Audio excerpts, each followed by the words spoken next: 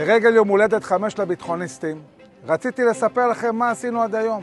התחלנו בשנה הראשונה עם 1,200 חברים בסוף השנה, היום מעל 40,000. חינכנו אלפי בני נוער במכינות, בתיכונים, הגענו לכנסת, קמנו מכון מחקר. יותר נכון, מפלצת מחקר, שדרכה אנחנו מוציאים עשרות ומאות מחקרים, ניירות עמדה, מאמרים ותדריכים ביטחוניים. פגישות עם בכירים, ראש ממשלה, שרים, נסיעות לוושינגטון ולאיחוד האירופי. תקשורת בהיקפים אדירים, עשרות אלפי רעיונות בתקשורת הישראלית והבינלאומית.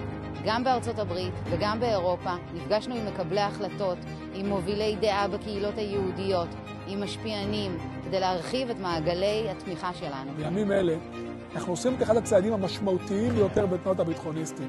אנו מקימים מכינה קדם צבאית על שם עומר סמדג'ה, זיכרונו לברכה, שנפל בקרב ברצועת עזה.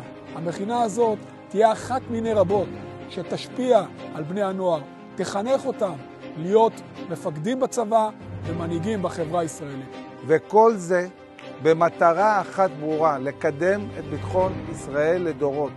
יום הולדת שמח לתנועת הביטחוניסטים.